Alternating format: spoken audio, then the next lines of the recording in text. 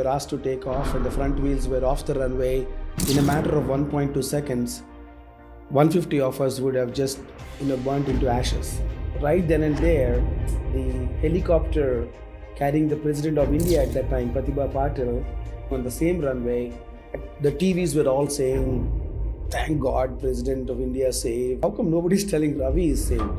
Mr. Ravi Gundlapalli, who is the CEO of an organization called MentorCloud, with the king of mentoring. And he has worked with several companies in the Silicon Valley before. And he is also the author of a book on mentorship. He declared to the world that I am going to impact 100 million lives. And yet, you chose to invest on creating a platform for mentorship. Why? Why is that? Everybody needs a support system. This young man, and he said, "Sir, I want to go to MIT for my undergraduate." Didn't I just hear you? You're blind? And you say you're seen? Story, fast forward few years, he got into MIT. I was able to get him an admission there, and he's an entrepreneur now in India, employing more than 70% of the differently able people. MentorCloud is designed to have that borderless nature to it. I can learn from anyone. 100 million people exist in the world today. And what the platform does is intelligently matches. I always believe in time investment because nobody has infinite time. I don't think anybody is self-made. So when I see in the Fortune magazine and Forbes magazine 40 self-made entrepreneurs, I just laugh at it because they are sending a signal to all the other people who are aspiring entrepreneurs. Oh my God, these people are gifted. I am not. And the most successful people are silent. You are the CEO of your own life. So every human being that is breathing right now is a CEO. Welcome, ladies and gentlemen. Welcome to the podcast, the xMonks Drive. I'm your host, Gaurav Arora. Today we have a guest that I've been chasing for almost 2 years. In a world where we live in, most of us are takers. And here is someone who believes in giving, giving, and giving. Here is someone who took a pledge to impact 100 million lives. Today, we are going to interview Mr. Ravi Gundlapalli, who is the CEO of MentorCloud. And in our today's episode, we are going to dig deeper into his entrepreneurial journey. We are going to understand and know what was that moment when he declared to the world that I am going to impact 100 million lives. The relationship around mentor and mentee, and much more. Let's take a deeper dive and listen to this beautiful, beautiful, beautiful conversation with Ravi. Hey Ravi, such a pleasure having you here finally. Thank you so much. It's been 2 years since we first talked about me being on your podcast. Absolutely. And here I am in India, in Delhi, and I'm so pleased to be here and very excited to have a great conversation today. I'm happy you have mentioned 2 years. That's what I was telling. At times, you just have to wait for a week to get somebody as a guest on your podcast. And at times, it takes 2 years. Well, it's not... See, universe has a way of making things happen. Things happen at the right time. It's called Sankalpa. Yeah. When the time comes, things will happen. Things will happen. It was not intentional for me to delay this long, but I'm really glad, to hear about xMonks and all the wonderful accomplishments you and your team have achieved. Thank you. And so now probably it's universe's will that we talk today. Absolutely. And as I mentioned, Ravi, it's an absolute delight and a privilege to have you. Thank you. There not has been even a single meeting where I did not get anything that is worth reflecting on. I think that's the power, that's the experience, that's the sharing that you bring in any conversation. I'm so looking forward to this conversation as well. Thank you, Gaurav. Again, conversation is it is a two-way street. So probably it's because of you. Shukran. Because I can't be talking to someone, that doesn't equally resonate to the ideas. And so I think conversation is always mutual. It requires two parties with good intentions, good integrity. To dance together. And to dance together. Yeah. Right? Yeah. I was just going through and I was wondering on what should I be talking about. You are an engineer, you're an entrepreneur, you are an author, you are an investor, you are involved in community projects, you are a philanthropist, and there are so many projects that you are running. But something that took my attention, where you mentioned that the intention is to impact 100 million lives. Yes. It's a loud statement, right? I don't think that you would just wake up tomorrow morning and make this loud statement and make a declaration to the universe. What was that moment in your life? Yeah, you're absolutely right. This whole the idea of impacting 100 million lives happened when I was given a chance to live. I was once in Mumbai. You said you were given a chance to live live. again, Okay. to say. So, all of us take this beautiful sort of gift of life, for granted. But life is a gift and it can vanish any given day. We don't know. And the pandemic showed us that how some of our loved ones just disappeared for no fault of theirs. So, few years ago, I was in Mumbai and I had this life changing moment when, in a matter of 1.2 seconds, 150 of us would have just burnt into ashes. But that didn't happen. So that was a big awakening moment for me. Tell me, what was that? Yeah, so we were in a plane and I finished my talk in Mumbai and I took the flight like anybody else, got the boarding pass and was going to Delhi, and we were asked to take off and the front wheels were off the runway, and right then and there the helicopter carrying the President of India at that time, Pratibha Patil, her helicopter was landing on the same runway at about 100 feet ahead of us. Now, at the takeoff speed, 100 feet is about 1.2 seconds. Okay.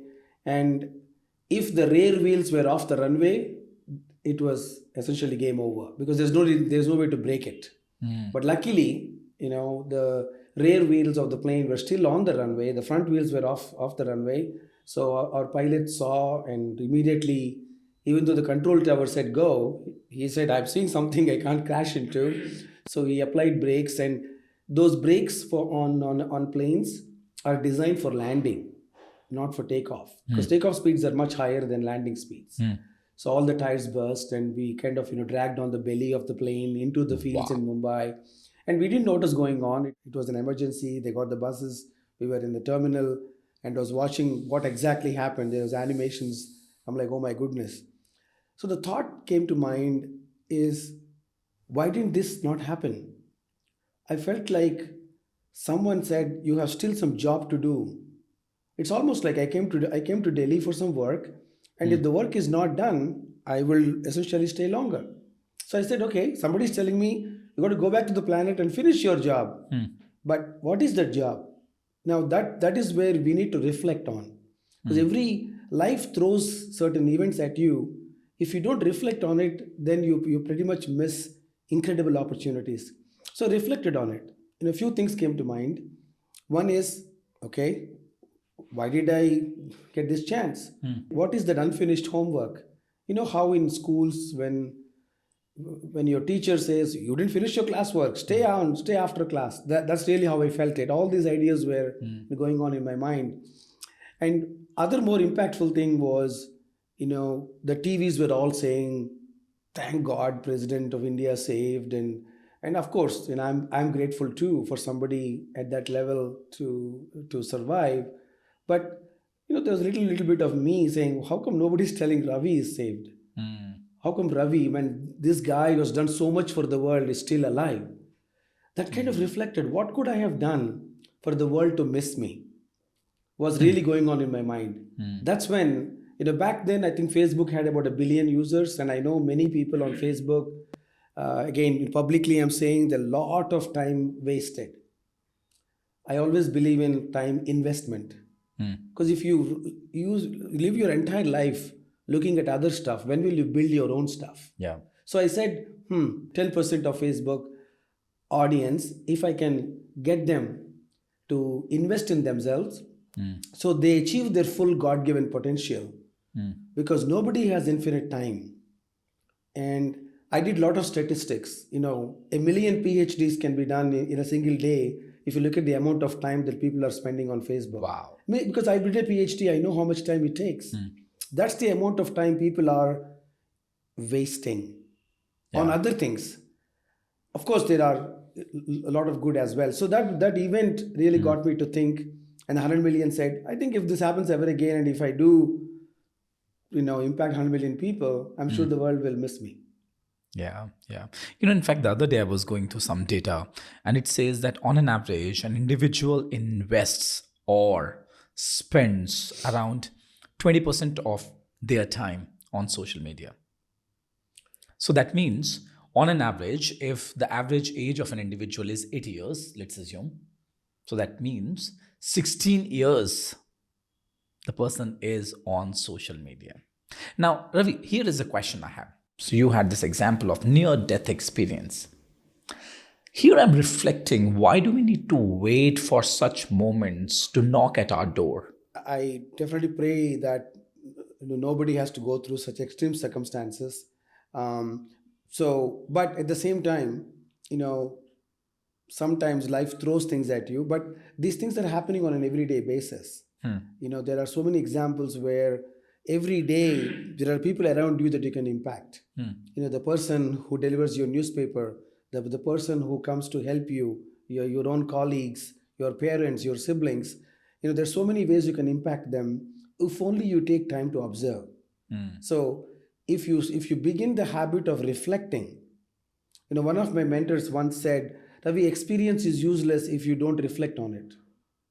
Right? If you're making, let's say, a new dish, if you like cooking, if you keep on making the same dish every day, nothing happens. You won't improve the taste or anything like that. Only when you say, okay, what have I done? Okay, you need to analyze, you need to and try to perfect it. So a little bit of observation, just take a step back. Let's say towards the end of the day, who are all the people who came into your life? What could you have done different? Because people have completely forgotten to smell the flowers in a garden. Yeah. They race through the garden. They race through life. Wake up in the morning, run, eat, sleep. That's not what we are here for. But it's really, stop to smell the roses. I've told a lot of my mentees, when you take a walk, get off those AirPods. Don't put your headphones. Just walk. Smell the nature. Look at the birds, look at the water flowing, hear the sounds, and empty your mind. Don't be in your own world by being in a beautiful world. Yeah. Right? This is so interesting, the conversation that we are having right now. A few days back, I was reflecting and I was reading something, reading and reflecting. And the whole concept of materialistic world came so aloud in front of me. And I looked at that world from a very different lens. Materialistic world is where you start to look at the things that have a form, where you start to look at things which is materialistic in nature. So this cup is materialistic in nature. Correct. When you start to focus on that, what is not visible to you is the space which is holding that. Yeah. And the emptiness that you're talking about, I may call it spaciousness as well. And unless I have the spaciousness, I'll not be able to admire and appreciate what I have in my life. And if I continue to move from one task to another, if I continue to move from one object to another, I'll never be able to experience the music. Right. And as you are saying, we don't have time to smell the roses. Ravi, you could invest your time, energy, efforts, intelligence, the superpowers that you have been blessed with on 10 different things. And yet you chose to invest on creating a platform for mentorship. Why? Why is that? I mean, who are those people in your life who have influenced you, impacted you, assisted you to become the person that you are? Okay, so two questions there. All of us, there will be things, when people ask me, Ravi, how do I find what my passion is? You don't search for it, it happens. So I say, when you are in the activity, when you lose track of time, that is what you're born to do. When you lose track of time, that's what you're born to do. You're born to do. That means you are in resonance. You sometimes forget. My biggest forgetfulness is I forget to eat. I'm so involved in, creating some best practices around mentoring or helping somebody sort of step and so on. So whatever action you are involved in that makes you lose a sense of time, that's what the universe is telling you are born to do. You use the word resonance and you also use the word universe. So is resonance with the universe. Correct. Okay. Correct. So basically, the universe is always giving you messages. If you don't listen, again, I give examples. In this room right now, there is all kinds of radio signals, Wi-Fi signals, but they're not impacting us because you're not listening to them. Life is also like that. It sends you signals unless you have your antennas up. The antenna of what your purpose is, the antenna of why are you here, the antenna of what are your superpowers. Why did you wake up this morning? If you don't have those antennas up, those messages will be just going through you and you will not even catch it. So in my case, it happened right after that incident I talked about. I was at ISB and I was giving a talk on igniting the genius of 500 million young Indians, because I live in Silicon Valley and I've been invited to speak about igniting Indian youth. So I told my ISB organizing committee, why don't you invite some local youth also, so that I want them to speak after I am done. So everybody was given a minute. So I had a 10th grader girl, a person 11th grade to come and talk. One of them happened to be blind. And so he gave a beautiful talk, and it was 10 o'clock in the night, and and all the students who came to listen to this speakers wanted to see ISB. So they went in a bus at 10 o'clock in the night. And this young man, said, "Sir, I've already seen ISB. Can you be with me? I want to talk to you." I'm like, didn't I just hear you? You're blind? And you say you're seen? First shock for me. Of course, I said, yeah, sure. I'll stay back. I can see ISB any day. So we started talking and he said, "Sir, I have this big ambition. I want to go to MIT for my undergraduate. And, everybody is not supportive, but I want to prove myself. I could not take the IIT JEE because they won't allow me to take it. So can you help me to get into MIT?" So anyway, he came the next day to where I was staying in Hyderabad. I really saw an ambition, a big, bold ambition. Of course, long story, fast forward few years, he got into MIT. I was able to get him, an admission there. Some of our friends basically pooled money to get him to the US. We got him everything, and almost for 4 years he was like a mentee and a son. And he graduated from MIT with honors, and he's an entrepreneur now in India, running a manufacturing company, employing more than 70% of the people are sort of differently abled. Some of them are blind, some of them have only one arm. And if I may ask, who is that? Yeah, Srikanth Bolla. From Hyderabad. From Hyderabad, yeah. So Srikanth Bolla, later on, even Deshpande, one of our common friends, he was very supportive. And I saw someone who had an aspiration, almost like a seed, and all we had to do is put the right amount of water, right amount of nurturing, and then this person just blossomed, and we have nothing to do. It's his life. So seeing other people flourish in their own garden really brought a lot of joy. Wow. They say when the student is ready, the teacher appears. I think the same is applicable to a mentor as well. Yeah. When you choose your mentees, what is it that you look for? That your heart says yes to, that your mind commits to be a catalyst in their life, just to be there, continue to water, and as you see the seed flourish. Yeah, in fact, in my book, The Art of Mentoring, I have a whole chapter on what do great mentees do that mentors look for. That commitment, trust, taking action to whatever I say. How serious are they? How sincere are they? How much gratitude do they have for the time that I'm spending on them? And because there are, world is full of takers. They'll come and take stuff, but are they also giving? I look at, are they mentoring others?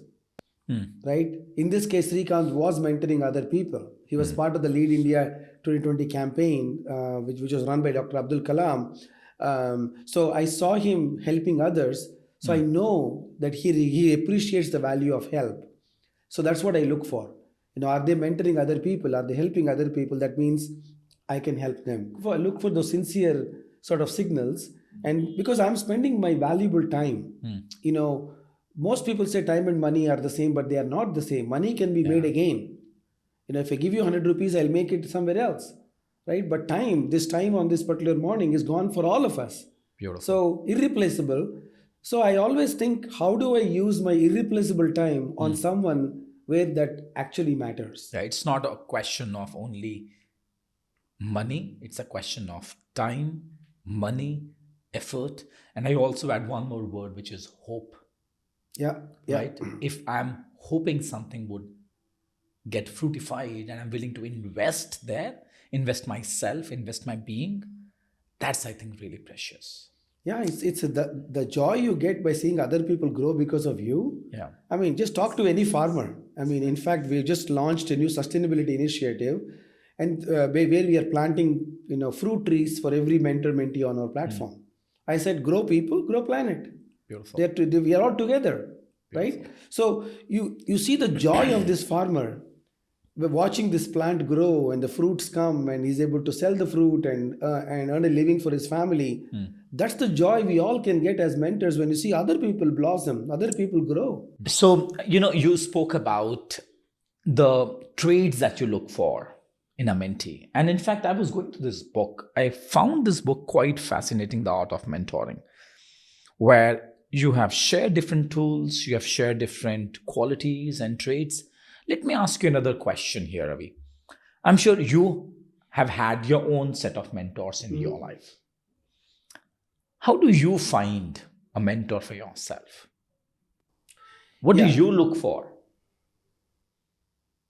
Right. So in my book, first of all, thank you for all the kind words about the book. I define mentor, and mentee in 4 words. A mentor is someone who shares with a sense of care. Shares with a sense of care. So share your wisdom with a sense of care. Not online on a blog site or something, to another human being because I care for you. So share and care are the 2 words for the mentor. For the mentee, it is trust in that wisdom and act. Trust and act. If you don't share act, and care, trust and act. 4 words for mentoring on both sides, right? Beautiful. So I look for people who have the wisdom I'm looking for, because mentoring is a transfer of wisdom, right? Somebody's wisdom I'm seeking. Like a unicorn company, or if they've written a book that is widely known, or if they're a good leader, well respected, they have a certain wisdom, and I'm seeking that wisdom. It's like I'm going to River Ganga for some fresh water, right? That's what I'm seeking. And so I'm looking for those people who are willing to share, who are also doing that with a sense of love and care for Ravi. Right? They really want Ravi to flourish. They really want Ravi to grow. They want Ravi's journey to become wonderful, and Ravi's company to be great, Ravi's family to be happy, everything. So I look for those. Who are those people? There are many people who are incredible entrepreneurs, build great companies, but they don't care. I don't seek those people. Or there are people who have a lot of love, but they don't have the wisdom I'm seeking at this point in time. Like there will be many members in your family who care for you, but they may not have the wisdom that you are seeking at the moment. Now, there could be certain family aspects where their wisdom will be valuable. So look at these 2. Who has the wisdom that can take you to the next step? And who are those people that genuinely have care for you? Are the people that I look for. And if you reflect on that, when you look at people in your life, you will find that who are those people in your life who really shared whatever they knew with a sense of care, without expecting anything in return. Beautiful. In my workshop, I talk about my 3rd grade English teacher. Yeah. Right. I was not studying in English medium when I started my education. So she used to buy English books and say, Ravi, you should read it. And today, for me to be an author and a speaker really goes back to the credit goes to her. credit goes to her. Mrs. Padma, she was missed at that time. Yeah. And Professor Prasad Kaipa, who I really consider my mentor and really a true role model, because he has brought in the aspect of Indic wisdom. How do you stay rooted in your heritage, but still, Continue to shine continue bright. to be a great leader in the corporate world. Yeah.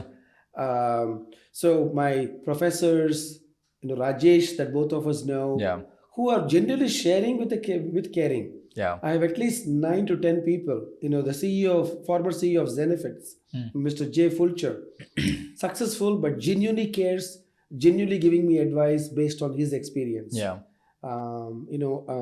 Andy Cunningham. Andy worked with Mr. Steve Jobs. Now, Andy, incredible wisdom, because she helped Steve launch the Mac. Now she's working with me to launch MentorCloud. Wow. Right? So look at that. What did I do to really be worthy of that kind of wisdom, that kind of affection? Yeah. As I'm just listening to you, Ravi, in fact, when you spoke about your third grade teacher, it reminded me of my third grade teacher. At that point in time, I could not speak properly. And as they say, तोतला बोलता था कि मम्मा ने कहा है कि वहाँ पे दाना है, वहाँ पे लेता लेते आना है. That's how I used to speak. And then I was blessed with this teacher called Sudha ma'am. I think if not for her, I would not have been where I am today. Beautiful. And she used to tell me, Gaurav, you're so good at drawing. You're so good at painting. How else can you express yourself? How can you express yourself with your words? And she would ensure that I reach school half an hour earlier so that she can sit with me. And she was a drawing teacher. Then I came across this gentleman called Kadam sir. Now, Kadam was a president awardee. And he taught me English in literal sense. If not for them, I would not have been where I am. And then we spoke about Rajesh. He's been an extremely generous giver, one of the finest human beings that I have had the pleasure of meeting. Now, if I look at finding these kind of people in your life, I think it's a blessing. If you don't call it blessing, what else? And yet I personally come across people, and I'm just reflecting and taking a pause here. My assumption is all of us come across people who have contributed to their lives, whether they are aware of that or not, whether they are conscious of this or not, whether they acknowledge it or not. And yet I have come across a lot of, especially with due respect to entrepreneurs and other leaders in the corporate world, they claim that they are self-made. I have a very different view. I personally believe that there's nothing called self-made. I would love to hear your views on this. Yeah, I agree with you. First of all, I'm glad you're reminding your teachers wherever they are, God bless them. And I'm sure that they did it to so many people. So I don't think anybody is self-made. Yeah. Even as a human being, we're not self-made, So it requires two people to come together. Yeah. So it's just so basic. So when I see in the Fortune magazine and Forbes magazine, 40 self-made entrepreneurs, I just laugh at it. Plus, not only do I laugh at it, they're actually committing a crime, in my opinion. Yeah, it is a crime. Because they're sending a signal to all the other people who are aspiring entrepreneurs. Oh my God, these people are gifted. I am not. Yeah.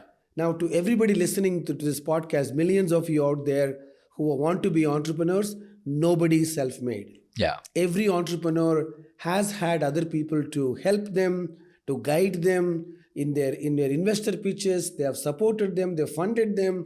They have accepted their mistakes. So there's nobody self-made. Don't believe this. Yeah. Everybody needs a support system. Beautiful. Just like a little plant we talked about. The plant requires soil, water, air, some manure, everything. Yeah. Just because it's coming to you complimentary does not mean that you have done it yourself. That's where the shift is. Because probably people are not paying to these people because they are generous. And when they are generous, you're not paying to them. And you start to believe that you have done it all. If I look at my career, if not for Madeline, I would not have been where I am today. If not for Bob, if not for Richard. Now, these are the people who have taught me They have literally handheld me. They taught me how to walk. It's just that now I can speak does not mean that I'm a self-made man. Also it reminds me, Ravi, this is so beautiful that all these beautiful memories are coming back. There was this gentleman that I used to go to, and he used to teach me how to play with your voice. And at one point in time, he was an RJ. And every time when I would compliment him, he would tell me this. He used to tell that मुझसे you मेरी इतनी तारीफ ना कर, मुझसे you मेरी इतनी तारीफ ना कर, ना जाने किस किस का बनाया गया हूं मैं. And for me, that's like, wow. Yeah, I mean, the thought that comes to mind, people who are give the example of the, the sun that shines every day. Yeah. The sun doesn't really, wait for us. He keeps giving. Yeah. Nourishing the planet for billions of years. It is our job as the taker to wake up in the morning, look at the sun and do a Surya Namaskar or have a sense of gratitude.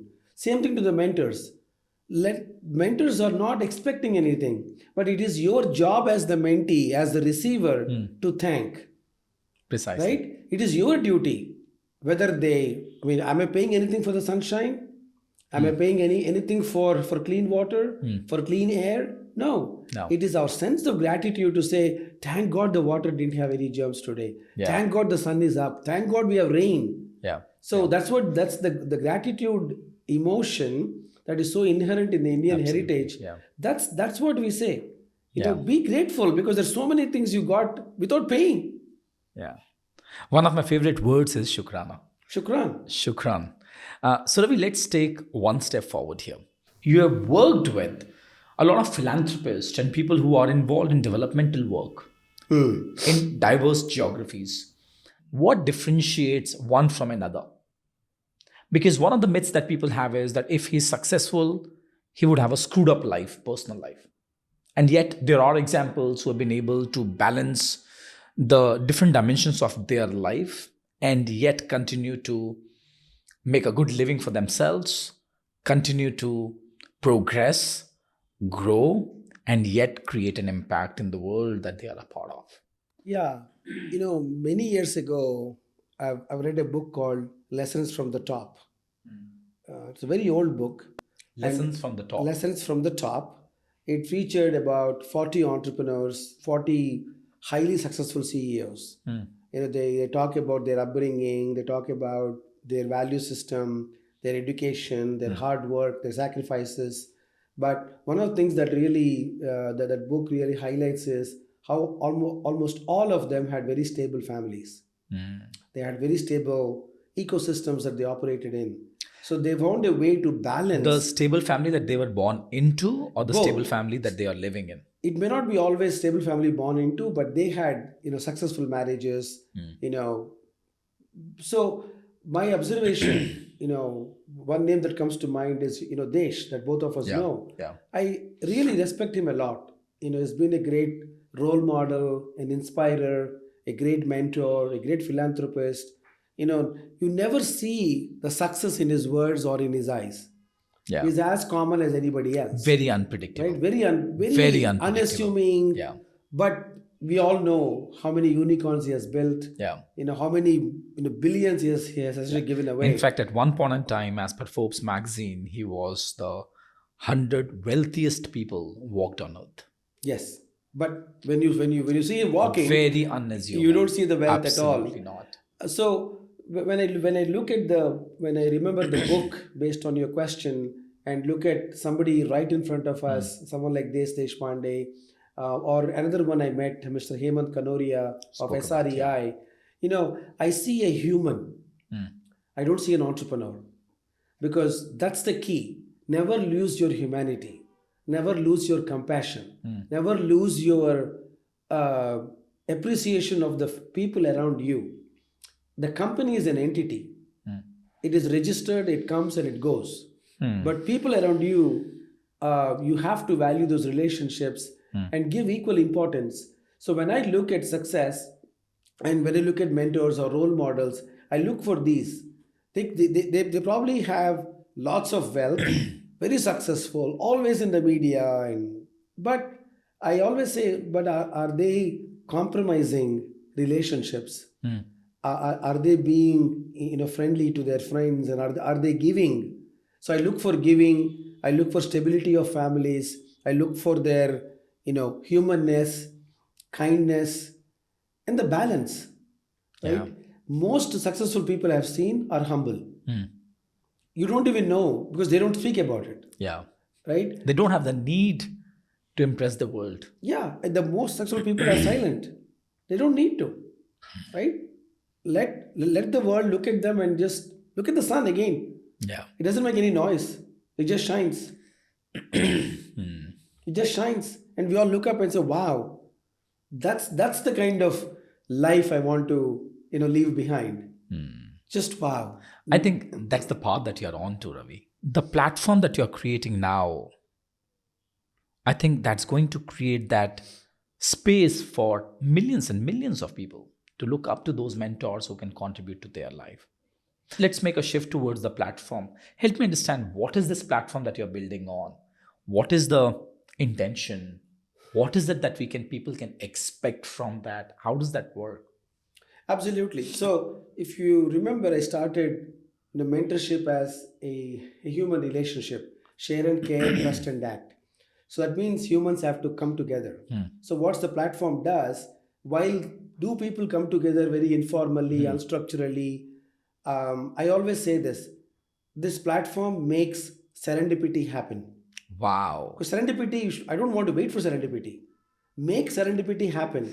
This How? platform makes serendipity happen. Yeah, that's a tagline we should That's use. so beautiful. Right? So, what does that mean? I bring well meaning people who are saying, "Oh, I would love to share." And I also bring other people who say, "Oh, I would love to learn." Would love to learn. Right? I named the company, MentorCloud, because a cloud represents a curated version of water. Like on the ground, you can have all kinds of polluted, So salty. it's not the cloud that comes from the software industry. Nothing. Ah. My company's name was never meant for to be on Amazon cloud or as it is on the cloud now. Yeah. But the origin of Mentor Cloud is a cloud represents a curated version of water, because the water can be very dirty on the ground, but then in the cloud it's very pure. So how can I create a community of people who are aspiring, and a community of people who are willing to share their wisdom with those that are aspiring? I don't want everybody else.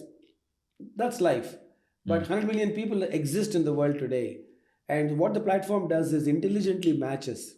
Right? If Ravi is looking for how to publish the next book, and who are those people who have actually published a book that I can learn from? Because mentorship is transfer of wisdom. So we catalyze human to human interactions to make that wisdom flow from one human to another. I love it when you're saying the transfer of wisdom. It's transfer of wisdom. Now, wisdom I define as knowledge in the context of where you are. And knowledge in context is wisdom. Knowledge alone is not enough. Knowledge in context is important. Now, since we are having this conversation in India, everybody knows Bhagavad Gita, right? Krishna and Arjuna's conversation is a mentoring conversation. Right? Arjuna is an extremely bright warrior, well-read, well-skilled in everything. Yeah. But in that context, he had a confusion. We all have confusions, right? There are two customers. Who do I go to? Yeah. There are two potential partners. Who do I go to?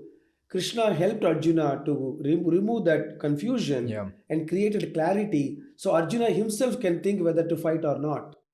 Right? And I love it, Ravi. Last time during one of those conversations, you mentioned that a mentors this mentee to have the acumen or the wisdom when to use which skill. Exactly. It is not the skill that's important, but when to use it. So that's why guru or a teacher is someone who gives you the skills. A mentor tells you when to use it. Wow. That's it. Wow. So a mentor, sometimes you need not spend 2 hours, 3 hours. Just 15 minutes is good enough. I say in my book, a good mentoring conversation can last for 15 minutes. In fact, Bhagavad Gita was supposed to have last for 7 minutes. That's it. It is for us to understand what all they talked about. Right? Expanded by Sage Veda Vyasa for 712 verses or so. So that is what happens. The platform creates these conversations. Yeah. And whether it is sometimes one-to-one, sometimes one-to-many. So the technology allows people to meet them regardless of where they are in the world. The other property of a cloud, it's also boundaryless. Can you tell in the cloud where the water came from? Is Gurgaon or Haryana or Punjab? No. And the cloud can form over India and shower on some other country that on the ground may not even agree. So the cloud has this borderless sort of nature to it inherently. Yeah. MentorCloud is designed to have that borderless nature to it. I can learn from anyone. Yeah. So since you spoke about the knowledge in the context of where the person is, and also during the conversation you spoke about that you go to the person who has the wisdom that you need right now. So would it be a fair assumption to make that in your life, in one's life, one can have different mentors that could serve this person to make progress and, as you use the word, to achieve the full potential? Yeah, in fact, in my book, I talk about building your personal board of mentors, because companies have a board of directors. So everybody listening, go look at any company that you really admire, whether it is Paytm or Razorpay or any of the greatest companies, Swiggy or all the Indian brands or even Google or Apple. They have a board of directors. Each board member brings certain skill.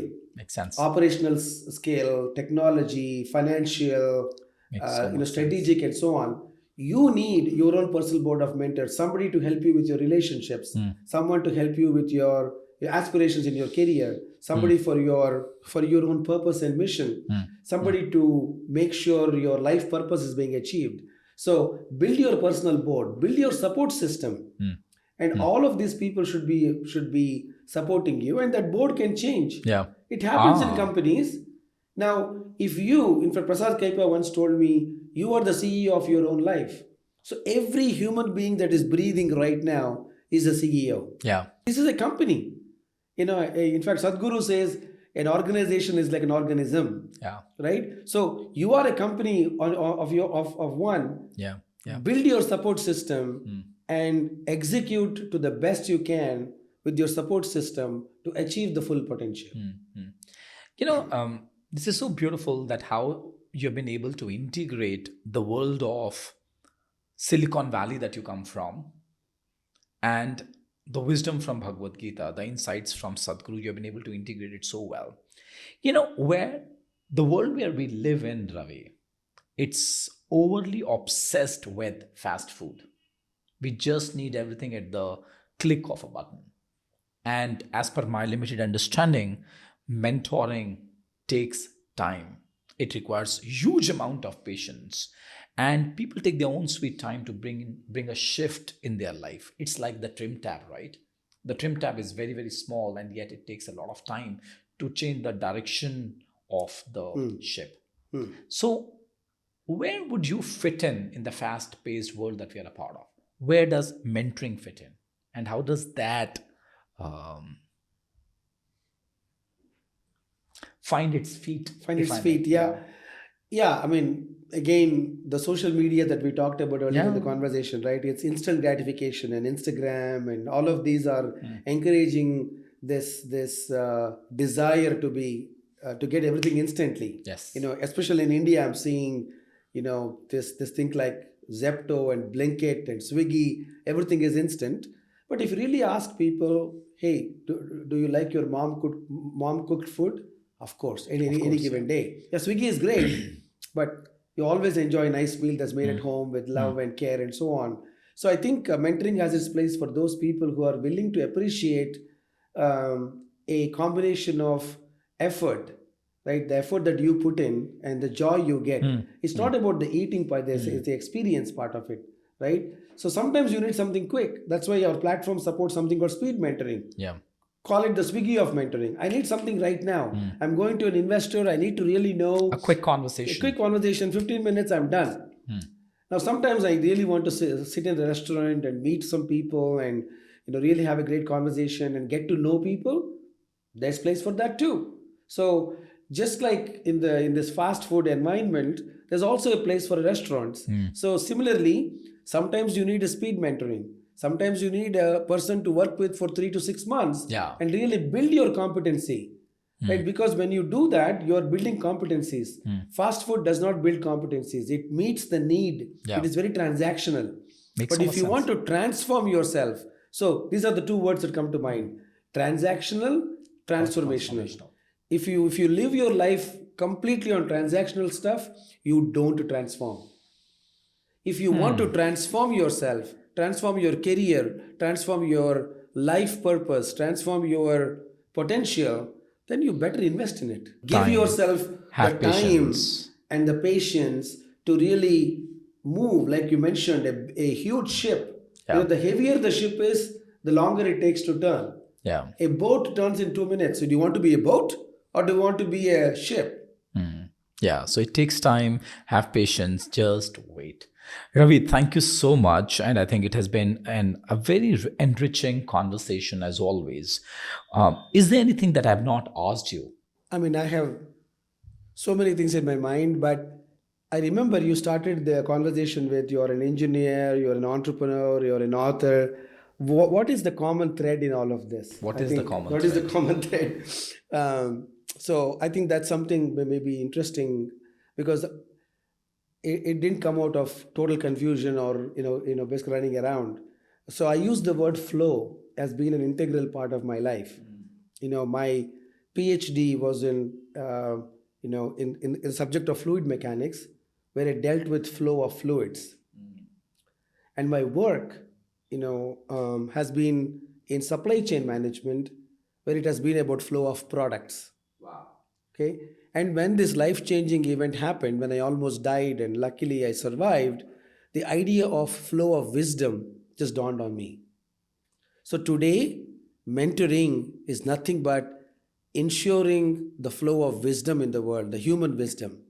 And all of them, the common element is flow. Yeah. And that's the common thread. So my career has been built on that fundamental sort of longing or sort of desire to be in the flow and to make flow happen. Yeah. You have to make flow happen. Even a river, sometimes it goes around. If it sees a mountain, it goes around. Yeah. And if even if you want a river to flow, sometimes you have to remove the clutter. So I encourage everybody listening today, look at those obstacles that are stopping the flow of your natural energy, stopping the flow for your own career to blossom and take support. Asking for help is actually a sign of strength. It's not weakness. Yeah. Because in an exam, asking for help is a mistake. But in life, asking for help is a strength. Beautiful, beautiful, beautiful, beautiful. Thank you so much, Ravi. An absolute delight, pleasure, honor to have you on the podcast. Thank you so much for having me on your show. And thank you for patiently waiting for 2 years for this to happen. Again, when the time comes, things happen. I don't mind waiting for another 2 years to have you back on this show. Thank you so much. You're being very kind. Thank Appreciate you so it. much. Thank you. So thank you so much, ladies and gentlemen, for patiently listening to this beautiful conversation. I'm sure you would have loved this conversation. As I'm just reflecting on this conversation, of course, I've got so many takeaways, starting from what does it take to be a mentor? What does it take to be a mentee? What is it that you would look for when you're looking for somebody that you could be a mentor to? What is it that you would look for when you're looking for a mentor for yourself? And something that stayed with me is, am I listening? The universe is giving you signals. The question is, am I listening? So thank you so much, ladies and gentlemen. I would strongly request you to share this beautiful conversation with people, with your friends, relatives, who you feel would get benefited from this conversation, who might get flow in their life, who would further strengthen listening in their life. Please do take some time to follow us on Apple, on Spotify, on YouTube, and do take some time to rate and review us. And I look forward to meeting you again with yet another promising conversation next week with yet another promising, profound guest. Take care, stay tuned. Bye-bye.